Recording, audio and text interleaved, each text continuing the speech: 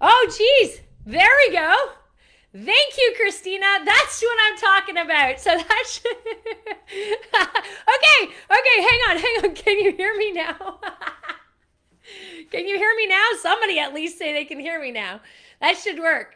Okay. There she is. Thank you, Christina. All right, you missed my intro. I was playing like OPP. That was like old school shit. Anyway, so I was just saying, okay, thank you so much. That's awesome. Colton, we sent you the location of the scripts, by the way. Awesome. Okay, you guys are so great. I love it. Look at that. You can all hear me. I swear to God, even if I was on mute, you should still be able to hear me with this mouth, I tell you. Anyway, so like I was saying, next week we are not going to be doing a Facebook Live. I'm actually taking off almost ASAP to head out to do my first Ironman of the year. So yay, which is why I'm all like, looking like the Hulk right now, which is crazy. But I'm also servicing a nice big shiner. So anyway, little tiny bit of an accident this weekend, but it's all good. Everything's good. Actually, this is like with lots of makeup on it, so I've never had a shiner before, but I figure I was going to make up a great story and say, you know what?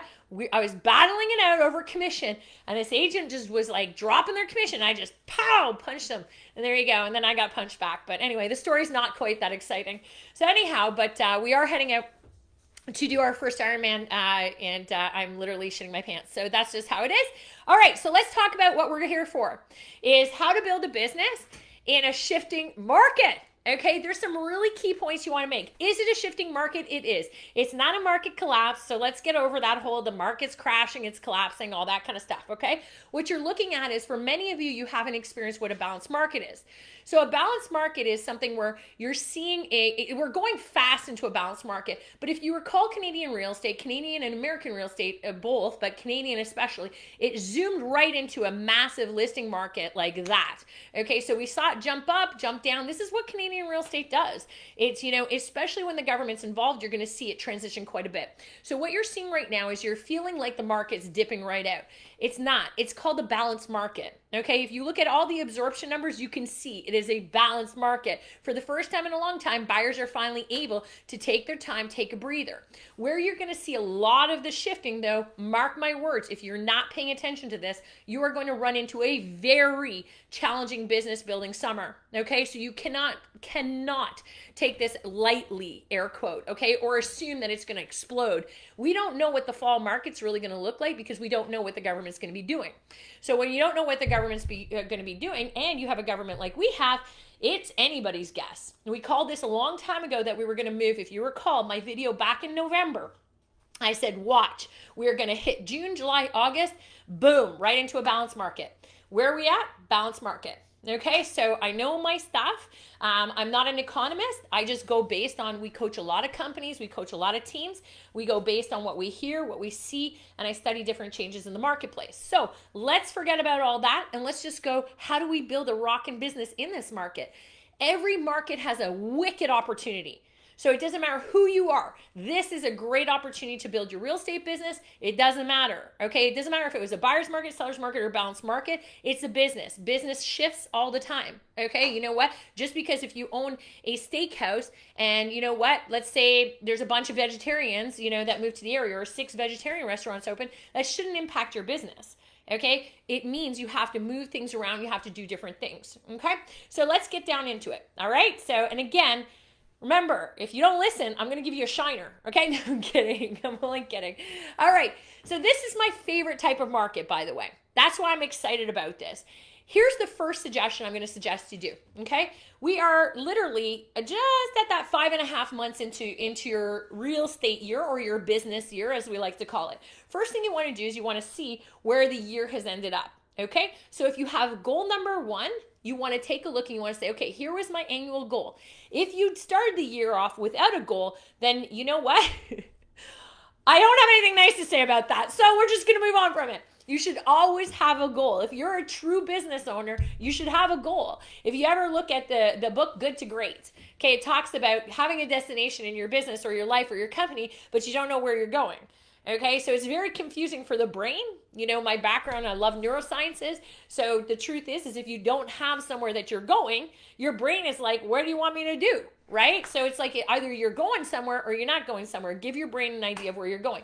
So let's hypothetically say you had a goal at the beginning of the year, because this just is going to get really bad if you didn't. So we're going to hypothetically say, oh, I didn't realize I still had one of my earpieces on. So anyway, that's weird. Anyway, so what you're looking at, you can tell I'm back and forth on calls today. All right, so take your goal for the year. This is step number 1. You take your goal for the year and you say, okay, based on that, take whatever you've done in your business for the first 5.5 months. So subtract it. Okay, so just say if I wanted to have, let's say 100,000 and let's say I made 60, that means I have 40,000 left. Okay, that's what I'm looking for. Okay, if your goal is $1 million and you're at 100,000, that means you have 900K left to earn for the rest of the year. Then I want you to take the remaining 7.5 months. So you take that amount and you divide it into 7.5 months. That would be, okay, and remember, step 1, we determine your goals. Do not go into solutions until you know where the heck you're going, okay? If you don't know where you're going, then you definitely don't coach with me, okay? So you take that number of what you've earned already, 5.5 months into a year, take the remaining out of what you want to earn for the next 7.5 months. You divide it simply. Very simple math, okay? And then you'll come up with your monthly target. Okay, so that's the first step, is your monthly target or whatever we have remaining. Whatever it is, do me a favor. We are literally, actually, we're not even 5.5, we're about that.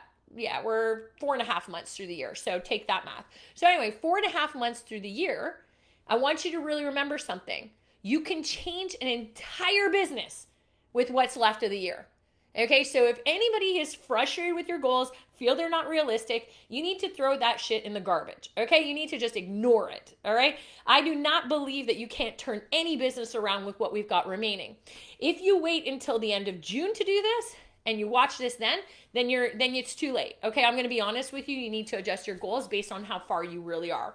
Okay, because what we're seeing happen in June, July, and August, I've been talking about since November. So there is a point where it's too late. Okay, and you need to adjust goals. There always is. Otherwise, you'll burn yourself out. It's not humanly possible sometimes to do what we want to do.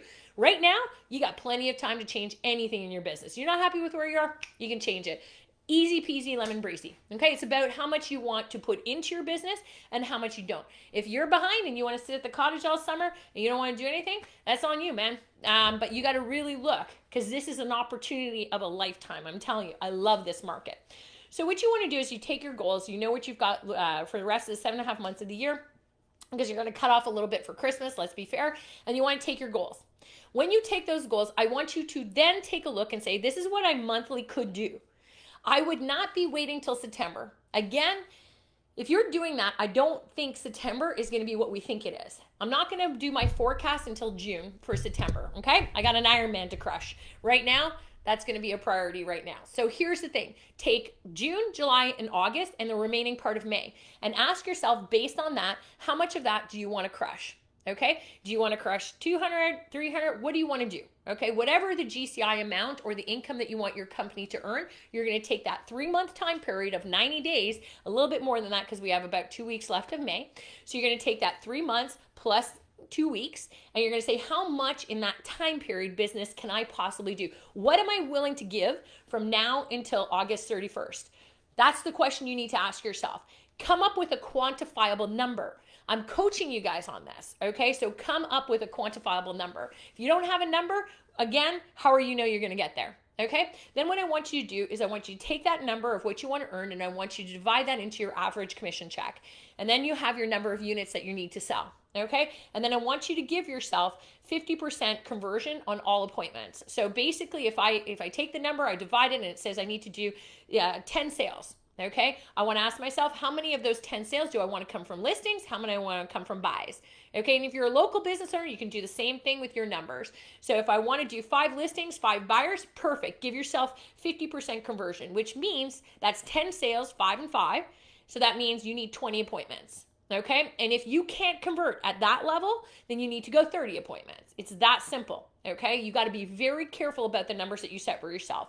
Take those appointments and then front load them. And what I mean by front loading is take from now until August 31st and make sure you hit those appointment numbers as fast as possible. Okay, if you like summer and you like the fresh air and the beautiful sun and the everything else that comes along with our summers, then front load the appointments. Do not take the appointments and stretch them out till the end of August. That's a big mistake I see in coaching. Front load appointments, always front load. You want to bulk up on the appointments so you get massive momentum, and then you want to watch the business trickle in after that, which I think is really important. So you really have to watch that.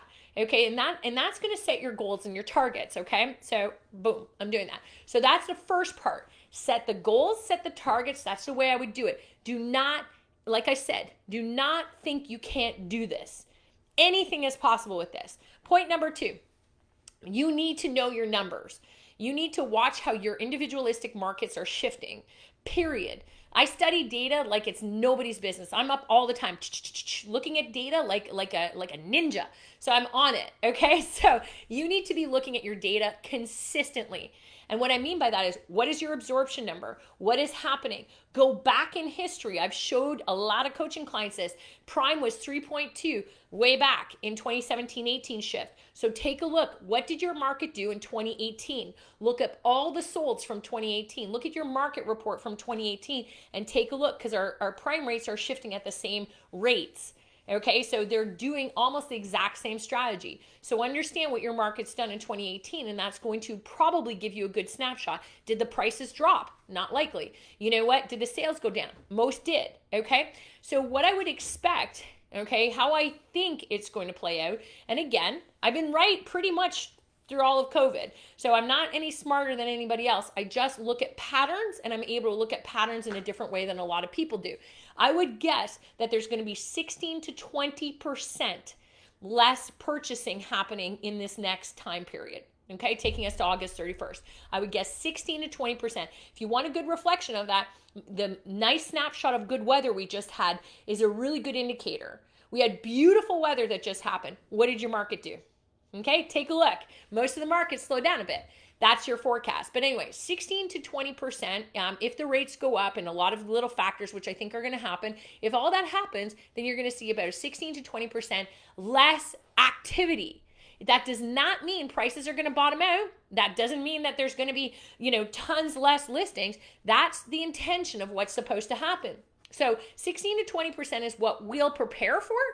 And if we're wrong and it only is a 5% adjustment, that's when you're going to get more market share. And that means that, you'll probably recognize in July that you're killing it. And guess what? You can pretty much take August off. I would rather plan for that. And this is all about planning for a shifting market. So I'd rather plan for that and be wrong that it didn't drop 16 to 20% in activity, as opposed to the other direction, is sit back and think it's going to be great, find out that I missed the boat. Okay? That's the key point. That 16 to 20%, understand what I'm asking you to do with that. Okay? I'm asking you to increase your lead generation. If we're planning for a 16 to 20% less activity, in order to have the exact same results, you need to do 16 to 20% more. Okay, so that means if I'm lead generating 10 hours a week and I'm happy with those numbers, and the market's going to drop 16 to 20% of activity, I'm going to probably need to increase by 16 to 20%. So I'm going to add on 2 to 3 extra hours of lead generation every week to maintain the same momentum. Now, anybody who knows me and knows how I coach, I like my clients and myself, we like to crush it. Okay, so we like to always be celebrating our wins. We don't like to be sitting back, catching up, or feeling like poo on calls or anything like that. We like to be like rocking it, and this is where we're at. So instead of just that 2 to 3 hours extra lead gen, I like to say, why don't you take market share? So why don't we increase it 60%? Okay, add on an extra 6 hours. Let's bulletproof this and let's take market share. Because if we're right and we do more than everybody else is doing around us, and we adjust to do more, then guess what happens? When that balance starts happening, and if we're wrong, we'll still increase substantially. So we'll capture more market share no matter what happens. We'll have more market share. And that's what I refer to as bulletproofing your business in a shifting market. You want to bulletproof it? Take your drop that you were expecting, 16 to 20%. I'm calling it. Nobody else is. So I'm going to just call that. Again, activity, 16 to 20%. I'm not saying prices are dropping, nor am I saying anything else. So 16 to 20% activity will drop. And then what we're looking at, so that'll be harder to find clients. So add in if you want to maintain 2 to 3 hours, whatever, 16 to 20% more activities. That means 16 to 20% more appointments. Okay, so add on upon that. But I'm of the mindset that to take market share, to jump higher, you've heard me talk about it. I've spoken on stages with Grant Cardone before, and I've said, I do agree, 10x it. Okay, I think this is the time. Take advantage of it and be like, well, everybody else is catching up. Be the agents or be the business owners that say, you know what? I'm going to add on not 16 to 20%. I'm going to go 40, 50, 60% more appointments, more lead gen. Go in. This is why I love this market. It's the window of opportunity, meaning while everybody else is sitting around going, you know what? You're going to take market share. And it takes effort and it takes planning, but then again, lean into it the way I said to lean into it. If you want to capture market share, increase it 40, 50, 60% your activities and watch what happens. You'll take massive market share by the time the fall happens. And if you want to just maintain, make sure you go 16 to 20% in your build-up area as well. Okay, so and that will keep you there. Those of you who do nothing, you change nothing. If you're doing 10 hours a week of lead gen now and you do nothing and you just keep it at 10 hours, you will lose 16 to 20% of the market share. Okay, and then my clients will take it. So you can do whatever you want to do. Oh, is that terrible? Now you know why I got a black eye. Now you know why I got a black eye. I'm just like, I love this market. To me, it's just something to be really excited about. Okay, so like I said, this part number 2, was all about watching the shifting happening, checking your absorption numbers, watching every single week. Do not be reactive, be proactive. That's why we're giving you a strategy today to say, let's move forward on it, okay? And trust me, worst thing that's gonna happen is we're wrong about the 16 to 20%. And if we're wrong about that, again, you'll know by July and you'll pretty much coast the rest of the summer enjoying everything you want. It's a tale of two choices, right? All right, next thing, attitude. I know this sounds like a really small one, but let me tell you something. If you're around anybody who is doom and gloom about where we're headed or what we're doing, you need to cut them off and tell them you'll talk to them later. Just say, I'll talk to you guys later. I'm telling you, the brain works on positive vibes, okay? I try to stay far away from anybody. It's funny. I had somebody reach out to me before, okay? This is how much the brain perceives things.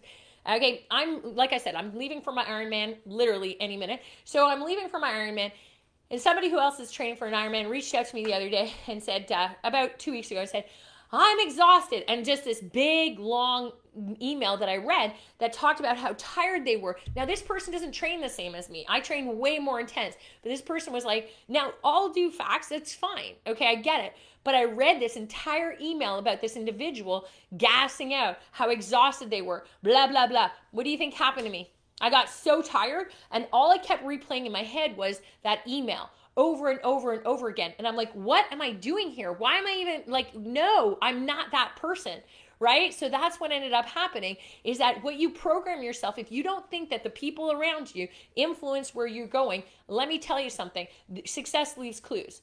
Anybody who's a client of mine, it's positive. This is a great market. We work hard and we got to get through this. Is it shifting? Yes. Is there an opportunity? Absolutely. Keep your head focused. Find the agents who see opportunity in this market. Get rid of the ones who think it's doom and gloom. And if you hear people telling you, I got no showings and nobody's at my open house, ask the question, what did you do? What did you do? What did you do to get people at your open house? This is a shifting market. If you did the same thing you did when thousands of people would show up, then guess what? You're going to have a 16 to 20% drop, just like I said. So of course, if they didn't change anything, that's the question you should ask. Mark my words though, there will be so many people in your circle that are going to struggle through this. Stick the course, get laser focused, surround yourself with the people who want the best, who are very positive about what's happening, and program that over and over again. Because I'm one of the strongest people I know for mindsets and programming, and reading one email at a time where I was pretty vulnerable because I was at my peak exhaustion technically, and I read that email, and within that whole week, I had some of the worst training I've ever had of my life. Okay, and I program myself. Can you imagine if I was around people every single day? I'm tired, I'm exhausted, the market's terrible, I don't understand, I don't have showings. Holy bananas. I'm all about like, get that out of my head, okay? So that's really important. Now remember, knowledge is power, but not if you don't use it. Okay, if you're struggling with listing conversion or anything like that, the next thing about a shifting market is know your knowledge. I can tell you by coaching several big teams, I've never seen so many competition at the listing table, nor have I ever seen so many buyers need some great knowledge from us. You need to know your numbers and your stuff at the back of your head. Okay, if you look at the prime rate history, you need to know what are we following? What patterns are we following? What's the market doing? What's the positive aspect? When's the next rate increases happening? What's the difference between 1% price increase? Okay, again, great scripts. If you are not scripting every single day, it is going to become a skill-driven shifting market. Skills, skills, skills. Those of you who have the skills and the knowledge, you're going to barrel through this like amazing. But a great example is I was talking to somebody who wanted to buy a house the other day for $2 million. And they said, you know what? I want to buy a house for $2 million. I'm really worried though that it's going to drop to like $1.5 million after I buy it. I said, well, let me ask you a question. I said, when does that matter? And they're like, well, what do you mean? I said, well, like, how long are you going to live in this $2 million house? And he says, well, probably about 15 plus years. I said, okay, so this is a long-term house. Yeah. Okay, so like, are you going to sell it before 15 years? And he's like, no. Then what do you care? What do you care? Like, name me one real estate market that has collapsed in that time period. Like, you have 15 years to worry about this. You really want to worry about that today because do you love the house? Yes. Are the interest rates amazing? Yep. Are you getting great value for the house that you're thinking of selling? Absolutely. And is this your dream place? Yep. And you can afford it. It's within your budget no matter what? Yeah. Okay, so then why are we talking today about something that A, has not happened yet, and B, even if it does happen, you're 15 years away from worrying about it? Anything can happen in 15 years. Did you know the last 2.5 years your house would have gone up 40% in value? He says, no. Okay. Well, did you worry about that 15 years ago? He's like, no. I said, exactly. I said, so let's not worry about it. Okay. You look at what we've got on the table today and enjoy it. Well, that's a script. Okay, so if you're scripting around that and in your knowledge and you understand how to talk numbers, 1% rate increases, what does that look like? Do you understand all that? Are you explaining that? Because knowledge is power, but not if you don't use it. You can't sit at a listing table and start talking about if people are worried, how do you deal with greedy sellers? And I call them greedy sellers because that's just how it is. I've been a greedy seller before. I'm not embarrassed of it, but a greedy seller is somebody who is trying to move from A to B neighborhood and they want to get into another neighborhood that they've always wanted to get in, but the house, they're saying, even though their house could have made them $600,000-$700,000 that they don't know how it got made, but they want to move to a different neighborhood that they've always wanted to live in, but then they're like, well, I'm not going to sell unless I get X amount of dollars, and well, maybe you can't afford that neighborhood. Do you have the right script around it? Do you have anything around that to explain to them what that's happening? That is skill driven.